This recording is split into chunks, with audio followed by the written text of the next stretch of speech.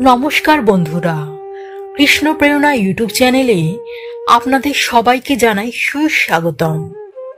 বন্ধুরা, আজ আমি এই ভিডিওতে একটি অত্যন্ত গুরুত্বপূর্ণ তথ্য নিয়ে আলোচনা করব, আর সেটা হলো ভগবান কোন ধরনের মানুষের উপর তার কৃপাদৃষ্টি বর্ষণ করেন। বন্ধুরা, আমরা চাই সব দুঃখে বিপদে ভগবান যেন আমাদের রক্ষা করেন, আমাদের বিপদ হরণ করেন। তাহলে চলুন জেনে নেওয়া যাক ভগবান কোন ধরনের লোকের বিপদ সবসময় হরণ করেন।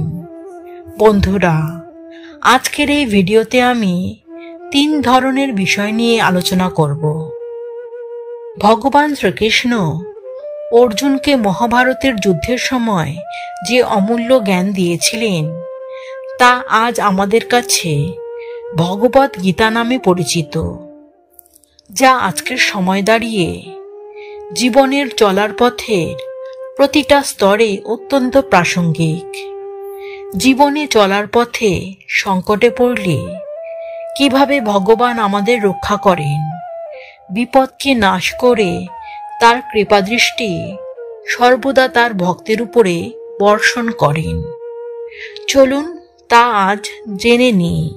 প্রথমত হল ঈশ্বরের প্রতি বিশ্বাস। বন্ধুরা, আপনারা লক্ষ্য করলে হয়তো দেখতে পাবেন যে এরকম বহু মানুষ আছেন যারা মুখে হয়তো ভগবানের কথা বলছেন, কিন্তু বিপদে পড়লে মন থেকে ঈশ্বরকে ডাকেন না, তার অস্তিত্বকে সন্দেহ করেন। এই ধরনের মানসিকতার মানুষদের উপর ঈশ্বর তার কৃপা বর্ষণ কখনোই করেন না। ঈশ্বর কেবলমাত্র সেই মানুষের উপর তার কৃপাদৃষ্টি বর্ষণ করেন যারা সব ধরনের পরিস্থিতিতে, সেটা যদি তার জীবনের খুব খারাপ পরিস্থিতিও হয়, তখনও ঈশ্বরের প্রতি বিশ্বাস হারায় না। তবে সেই ব্যক্তির উপর ঈশ্বর তার কৃপাদৃষ্টি অবশ্যই বর্ষণ করেন এবং তাকে সমস্ত ধরনের বিপদ থেকে রক্ষা করেন। তাই আপনারা কখনো ঈশ্বরের উপর থেকে বিশ্বাস হারাবেন না। যদি বিশ্বাস হারান, তবে আপনি তার সমস্ত ধরনের কৃপাদৃষ্টি থেকে বঞ্চিত হতে পারেন। দ্বিতীয়ত, ঈশ্বরকে স্মরণ করা।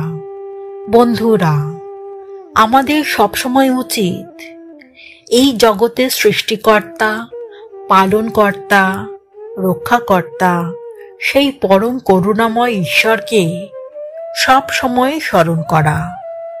অর্থাৎ ঈশ্বর সদা সর্বদাই আমাদের রক্ষা করছেন বলে আমরা তাকে দিবানিশি স্মরণ করতে পারি বা আমাদের স্মরণে রাখতে পারি। তাহলে কিন্তু সমস্ত বিপদে, সমস্ত প্রতিকূল পরিস্থিতিতে ঈশ্বর আমাদের রক্ষা করবেন। কিন্তু বহু ক্ষেত্রে দেখা যায় যে আমরা যখন বিপদে বা কষ্টে পড়ি, শুধুমাত্র তখনই আমরা ঈশ্বরকে স্মরণ করি, কিন্তু যখনই বিপদ কেটে গেল, ঠিক তখন থেকেই আস্তে আস্তে আমরা তাকে ডাকা বন্ধ করে দিই। বর্তমান সময়ে মানুষ খুব আধুনিক হয়েছে, হাতে সময় কম, তাই ঈশ্বরের আরাধনা করার সময় তাদের হাতে নেই। কয়েক মুহূর্তের জন্য ঈশ্বরকে একটু স্মরণ করবে, সেই সময়টুকুও নেই। কিন্তু আমাদের এই রকমটা করা একদম উচিত নয়। সারা দিনের মধ্যে একটু সময় অন্তত বের করে নিন, যাতে ঈশ্বরকে বা নিজের ইষ্ট দেবতাকে স্মরণ করতে পারেন। যদি একান্তই সময় না পান, তবে সারা দিনে কাজের ফাঁকে ফাঁকে যখনই পারবেন তাকে স্মরণ করুন। তবেই কিন্তু আপনি যখন বিপদে পড়বেন, তখন সেই প্রতিকূল পরিস্থিতি থেকে রক্ষা পাওয়ার পথ পাবেন ঈশ্বরের কৃপায়। এবারে বলি, যারা সদা সর্বদা ঈশ্বরকে স্মরণ করেন, তার উপর বিশ্বাস করেন, সেই ব্যক্তিদের উপরে ঈশ্বর সবসময় খুবই প্রসন্ন থাকেন।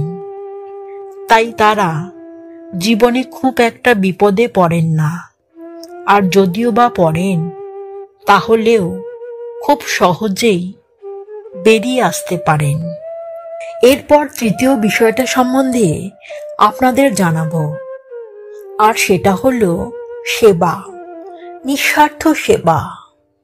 বহু মানুষ আছেন যারা মনে মনে পরোপকার ও ঈশ্বরের সেবা করার মাধ্যমে ফল লাভের আশা করে থাকেন। এটা কিন্তু একেবারেই ঠিক নয়। সেবা যদি করতেই হয় তবে তা হবে একেবারে নিঃস্বার্থ। আপনি আপনার আশেপাশে হয়তো এমন মানুষ দেখবেন যিনি অত্যন্ত পরোপকারী মানুষ। কারোর বিপদ দেখলে চুপ করে হাত পা গুটিয়ে বসে থাকেন না। এমনকি জন্তু জানোয়ারের উপরেও খুব দয়া তার। এই ধরনের মানুষদের ঈশ্বর অত্যন্ত কৃপা করেন, আশীর্বাদ করেন। এখানে বলে রাখি, এমন মানুষও আছেন তারাও সেবা করেন, কিন্তু তার বিনিময়ে কিছু কামনাও করেন, কিছু পাওয়ার আশা করেন। নিঃস্বার্থ সেবার বিনিময়ে কোনো কিছু কামনা করা মানুষ কখনোই উচ্চ মনের মানুষ হয় না। অর্থাৎ তার করা একটি দানের বিনিময়ে সে কিছু না কিছু প্রত্যাশা করেন, নিজের স্বার্থ সম্বন্ধে ভাবেন।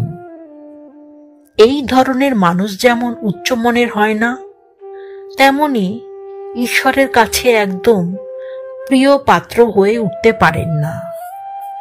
তাই বন্ধুরা, আপনি যদি কখনো কাউকে দান করেন বা সেবা করেন, তাহলে কখনোই তার বিনিময়ে আপনি কোনো কিছু প্রত্যাশা করবেন না।